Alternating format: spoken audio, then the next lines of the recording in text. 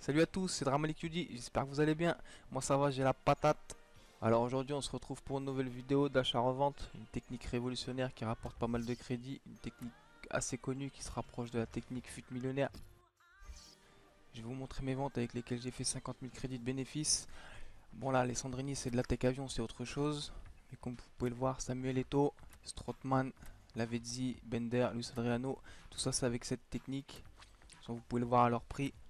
De base, c'est pas ça. De base, ils se vendent à 650, 700, 800. Si vous suivez toute la vidéo et que vous écoutez mes conseils, vous devriez faire pas mal de bénéfices facilement. Comme vous le voyez, il y a pas mal de joueurs. Moi, c'est pas des joueurs qu'il faut cibler principalement. Comme là, Philippe Anderson, ça c'est de la Tech 59. Mais si vous avez une liste à 5 et que vous la remplissez avec cette technique, vous pouvez faire pas mal de bénéfices. Et de toute façon, plus vous avez de joueurs, plus vous ferez des bénéfices. C'est ça. Comme là, Amouma, ça c'est encore une autre technique que je vous apprendrai plus tard. Mais le but de cette vidéo, c'est pas de cibler ces joueurs-là, c'est de se concentrer sur la technique en elle-même. Ne la pratiquez pas les yeux fermés car vous risquez de perdre des crédits. C'est pour ça, suivez bien la vidéo, écoutez bien mes conseils et normalement ça devrait aller. Elle marche assez bien sur PC et encore mieux sur console, surtout sur PlayStation. Comme vous voyez, j'en ai vendu pas mal. Pour tout lourder, il m'a fallu 2 jours et encore il m'en reste. Et comme je dis, en achat-revente, il faut beaucoup de patience. De toute façon, il n'y a pas de miracle. En achat-revente, il n'y a aucune technique qui rapporte des crédits sur un plateau. Là, vous voyez ce qui me reste. De toute façon, je me fais pas de soucis. Je sais que ça va partir, quitte à les baisser un peu. De toute façon, je serai pas perdant, donc je me fais pas de soucis. Même si je suis pas fan de ces techniques, car moi, je suis quelqu'un qui n'a pas de patience. Je préfère la Tech 59, au moins je suis sûr que ça part tout de suite. Mais bon, maintenant, IE a mis en place un bridage intempestif. On est bridé pour un oui, pour un non. Si on spam 5 minutes, c'est fini. Ça peut aller jusqu'à 12 heures. Je me suis déjà retrouvé plus de 12 heures bloqué. Donc maintenant, il faut passer à autre chose. Et puis pour vous, je pense que cette technique-là, elle va beaucoup vous aider. Bon, il est temps de partir dans le vif du sujet. Et je vais vous expliquer comment ça va se passer. Alors, vous mettez en achat immédiat à 1300. Voilà, ensuite vous mettez en or. Et tout le reste, ça va se passer dans un cadre style. Les styles principaux sur lesquels il faut se baser. Finisseur, canonnier, œil de lynx, artiste, rock, maestro, moteur, gladiateur, charnière, pilier, chasseur, catalyseur, ombre. Et pour les gardiens, ce sera chat et gants. Moi, pour cette vidéo, je vais passer par tous les styles. De toute façon, ça part quand même. Mais les styles que je viens de vous proposer, c'est les styles les plus utilisés et ceux qui valent le plus cher. Pour le reste, c'est pas compliqué. Le but, c'est de trouver des joueurs avec beaucoup de contrats qui sont très attractifs. Comme la Dos Santos. S'il n'avait pas été en MLS, je l'aurais acheté. Mais la MLS, c'est pas ce qui est le plus attractif, donc je vais pas l'acheter. Puis il est déjà à 1100 de toute façon. Pareil, regardez, David Villa là-bas, 22 contrats. Moi, pareil, je l'achèterai pas. Parce que c'est en MLS. De toute façon, je vais tout vous expliquer en détail. Il n'y a pas de joueur intéressant, on passe au prochain style. Et pareil, on tourne comme ça, vous tournez, vous prenez. Bon, Michi, il est très utilisé, donc je vais pas le prendre. De toute façon, il est déjà à 1200 aussi. Ça sert pas à grand chose. N'hésitez pas à prendre votre temps, à bien regarder, à bien faire le tour. Ça sert à rien de vous précipiter. De toute façon, comme je vous l'ai dit, il n'y a pas de cadeau. L'achat-revente, c'est de la patience. Et regardez, comme là, lui, Bou. Ça sert à rien de l'acheter.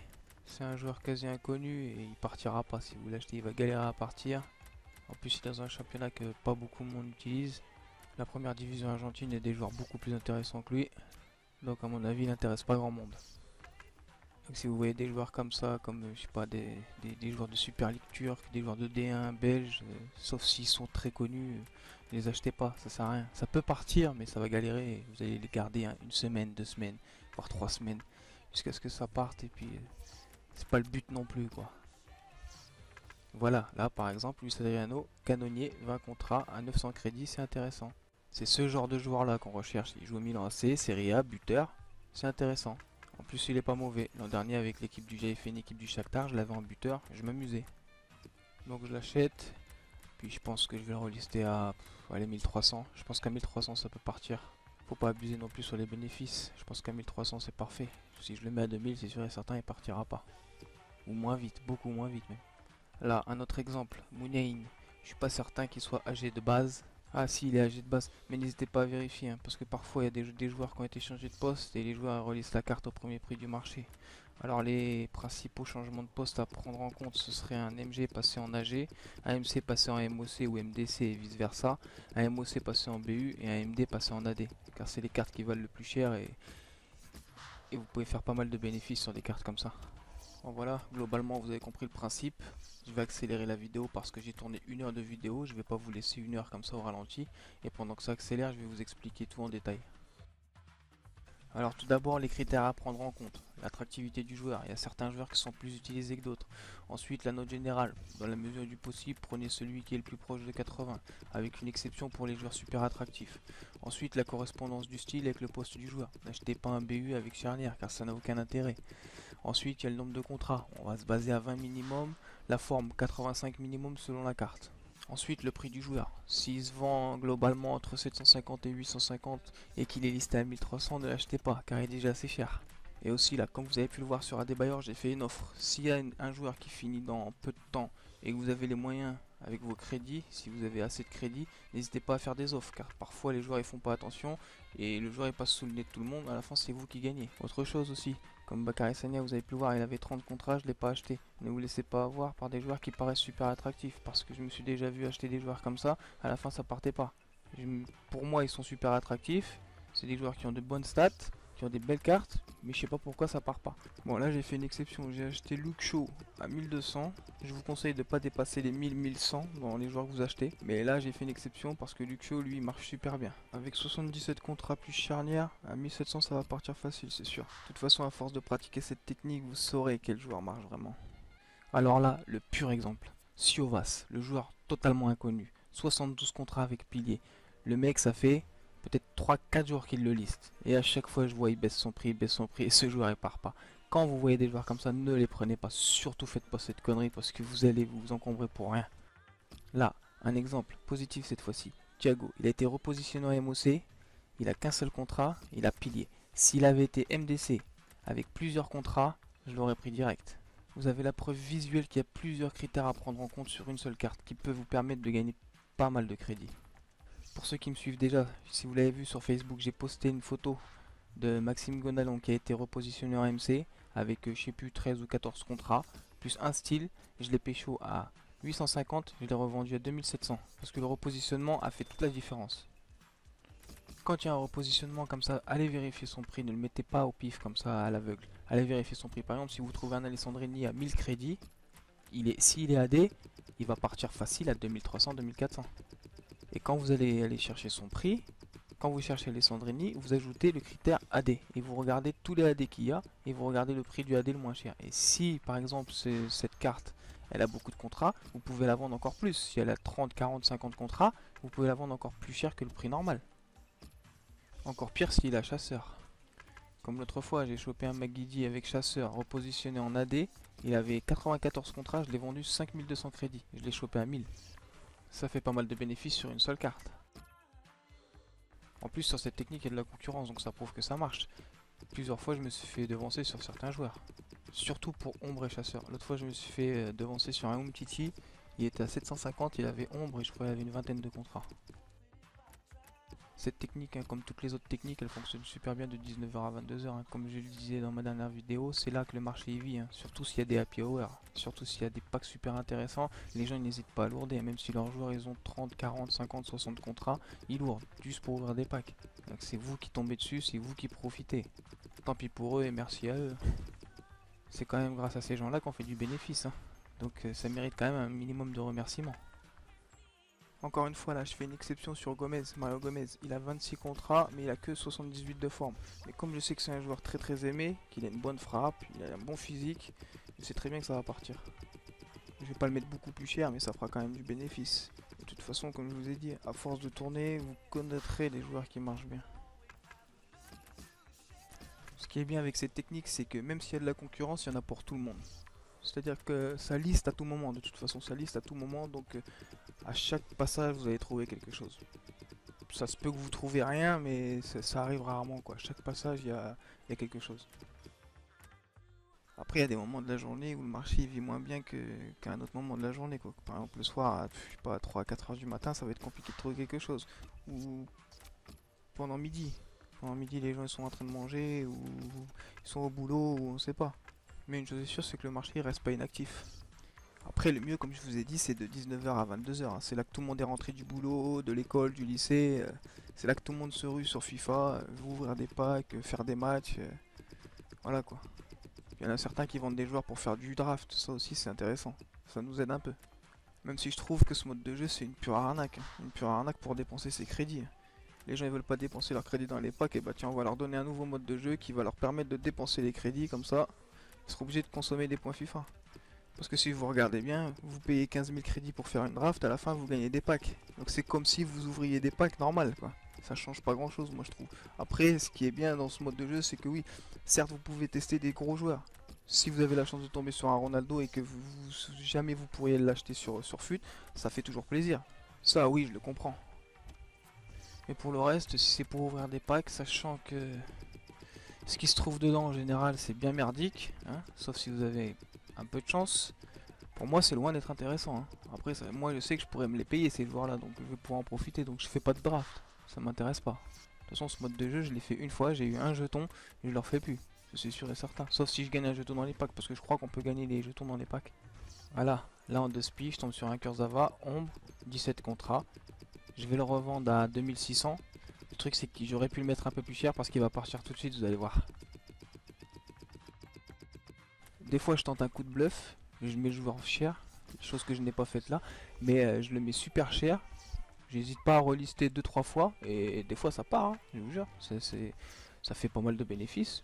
S'il y a un pigeon qui passe par là à ce moment là, c'est bien pour nous. Hein. Ah oui, en parlant de ça, il y a un truc que je fais, que vous devriez faire d'ailleurs, c'est que quand vous achetez le joueur, tout de suite là, vous le listez, il n'y a pas de souci. Une fois que votre liste des transferts elle est remplie, attendez que tous les joueurs soient terminés. Effacez ceux qui ont été vendus, ceux qui ne se sont pas vendus, attendez que tout soit terminé, et là vous relistez tout au même moment. Pourquoi? Parce qu'au moment où les gens vont aller sur le marché des transferts dans les dernières minutes, ils vont voir toutes vos cartes en même temps. Et là, avec les styles, les contrats, ils vont regarder, ils vont croire qu'ils sont super intéressantes. Et c'est là que ça va partir. Parce qu'il faut savoir, hein, dans cette technique-là, il faut attendre que ça parte. Ça part pas tout de suite, ça part en fin d'heure, ça. Ça, c'est une technique où les cartes partent en fin d'heure. Il faut bien se mettre ça dans la tête. En tout cas, le plus souvent, c'est comme ça que ça marche. Après, ça se peut que votre joueur il soit attractif au moment où la personne cherche un joueur avec beaucoup de contrats et un style. Par exemple, la personne là, elle a cherché un Kurzawa avec ombre, avec attractif, bah, elle l'a acheté tout de suite, quoi. Il est parti immédiatement. Il aurait pu très bien partir aussi en fin d'heure. Ça, c'est une chose très importante à savoir, sachez-le. Bon, je vais en profiter pour tout vous rappeler. D'abord, comme je vous ai dit, les critères à prendre en compte, c'est l'attractivité du joueur. Hein. N'oubliez pas ça. La note générale, comme je vous ai dit, entre 80, 79, 78 selon l'attractivité du joueur. Ensuite, la correspondance du style avec le poste. Surtout, ça aussi c'est important parce que comme je vous ai dit, un BU en charnière ça va intéresser personne. Un nombre de contrats minimum de 10, 20. De la forme surtout parce que des fois il y a des joueurs ils sont éclatés, ils ont 41 de forme, je sais pas qui va vouloir de ça.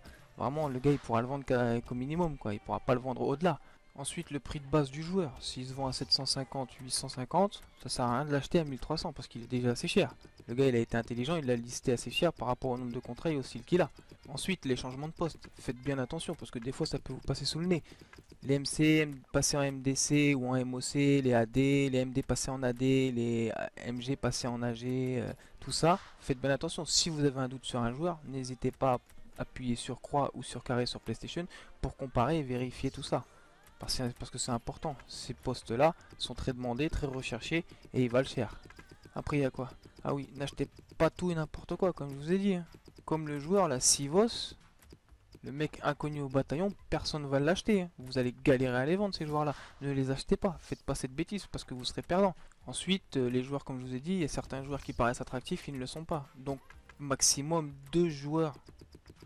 2 mêmes joueurs dans votre liste des transferts, pas plus. Si vous voyez qu'ils sont partis au bout du premier ou du deuxième relisting, là, ça veut dire qu'il marche. Oui, vous pouvez réessayer ce joueur.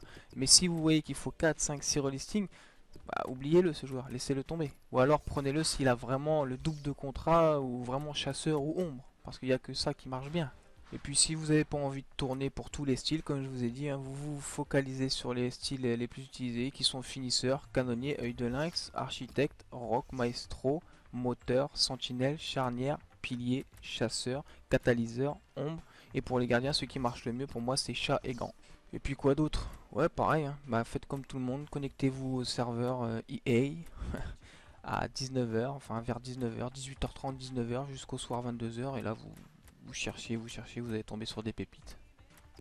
Bon voilà, on arrive à la fin de la vidéo. On a déjà 4 joueurs qui se sont vendus. On a Farman, Luxo, Maxime et Kurzawa. Une vingtaine de joueurs achetés pour 19 000 crédits de dépenses et un bénéfice espéré de 15 000 crédits. Et comme je vous ai dit, hein, n'ayez pas peur. Il faut relister plusieurs fois de toute façon. Et à chaque tour, vous allez vendre. Pour le moment, je coupe la vidéo et je reprends une fois que les ventes elles se sont effectuées. Voilà, on se retrouve après quelques relistings. On a une douzaine de joueurs qui sont partis. Pour le moment, on s'est remboursé. J'ai dû en baisser quelques-uns. Il y en a qui me font plus chier que d'autres. Mais bon, ça c'était assez prévisible, hein. Il faut le savoir. Comme je l'ai dit, en achat-revente, il faut de la patience. Surtout pour la tech avion et la tech fut millionnaire. Dans tous les cas, je ne serai pas perdant, c'est sûr et certain. Je vous laisse avec le défilement des joueurs pour que vous voyez à quel prix je les ai vendus. Si vous avez un doute sur certains joueurs, n'hésitez pas à revenir en arrière dans la vidéo pour voir à quel prix je les ai achetés. J'espère que cette vidéo d'achat-revente vous a plu. N'hésitez pas à partager votre ressenti dans les commentaires. N'hésitez pas à partager aussi vos bénéfices dans les commentaires si ça marche très bien pour vous. N'hésitez pas à vous abonner. C'était Dramaliqd. Portez-vous bien. Allez, ciao les mecs.